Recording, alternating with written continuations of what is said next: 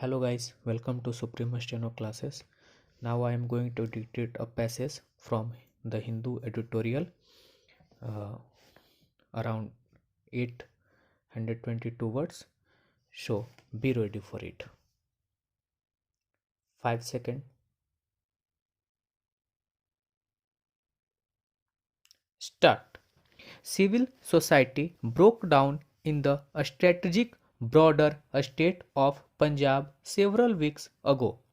Armed terrorists championing of taking the name of Sikh fundamentalism have been at large killing political, religious, police and journalistic targets as well as uninvolved people including children setting fire to railway stations and tampering with stretches of railway track, ambushing buses and other vehicles of road transport, spreading semi-fascist terror and carrying out publicly issued threats and brutal acts of revenge in the tradition of the Middle Ages. The Golden Temple complex in Amritsar, now the headquarters of the sinister figure of Sant Jarnail Singh Bhindranwale, and the sanctuary of armed desperadoes has served as highly visible symbol of the inability of the law, the constitution and elementary norms of civilization to get on top of the crisis. Friday's gory gun battle lasting 7 hours between armed pro Bhindranwale thugs attacking from within the temple complex and the paramilitary forces dramatized the situation dangerously. These men have been the prelude to the decision of the center to send in the army and impose what amounts to material law in Punjab. The sweeping powers given to the army and the bureaucratic administration and the near emergency nature of the initial steps ordered, including the banning of all civilian vehicular traffic for 36 hours and the provision within Punjab of news and editorial coverage of the crisis and response to it point to the extreme gravity in the situation. How will Operation Get Tough go? Will it arrest the deterioration in intolerable situation? Or will it, while restoring temporary control, lead to long term embitterment among large numbers of people in the state and to other distributing political outcomes? Whatever the exact mission entrusted to the army by the central government, it would be best if these were carried out with the minimum fuzz and rhetoric with professional swiftness in the manner of those who are doing an unpleasant job and intend to be so effective at it that their presence in running the business of a state and civilian life will be transient. One of the healthy things about the Indian political tradition is the strict distinction maintained since independence between civilian and military tasks, which means that rarely, very rarely, have the armed forces been invited to take a crack at a political challenge.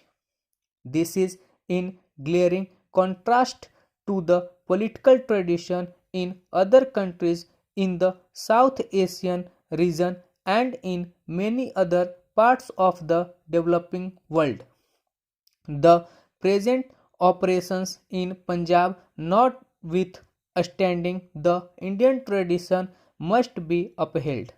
The imposition of a news blackout for a period of 2 months is ill-conceived, especially in relation to the issues raised for the independence and freedom of the press in the country. It would be one thing in this extremely troubled situation to take a stringent action against those in Punjab who, by their writings, foment communal disaffection or encourage the terrorist as a matter of policy. The laws of the land should be strong enough to take care of this kind of problem. But what is the justification for seeking to gag all independent reporting and criticism of the government's response to the Akali sponsored agitation, the larger crisis in Punjab, and the operations of security forces? We would urge the central government and the army authorities to adopt a liberal and broadly trusting attitude to the press, which will surely respond in a way if it has that kind of influence favorable to an ending of the crisis.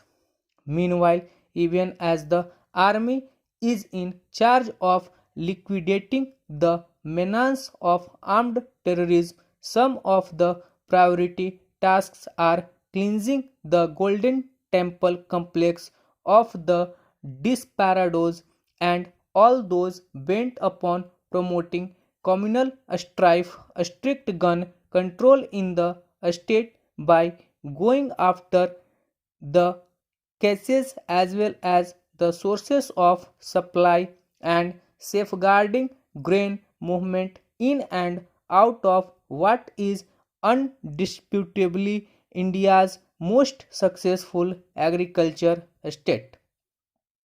While this goes on, the central government must work out in detail a strategy that will lead to an enduring political settlement of the issues figuring in the Punjab crisis in consultation with the broadest sections of the opposition and intellectual opinion in the country. The government, by its wobbly and ineffective policies, and the Akalis, by their irresponsible and political attitude, their penchant of mixing up religion with politics, and their tragic refusal to make a clean break with the Sikh extremists are both accountable for the present state of affairs. The nation will hope that the breakdown of the rule of law and civil society in Punjab will be swiftly ended and that the stern, indeed last resort response to the crisis will not fail. Under the circumstances, it simply cannot afford to fail. There must be a fresh approach will around to a negotiated political settlement of the issues. Much political business affecting the region and the nation at large waits on such an outcome. Stop.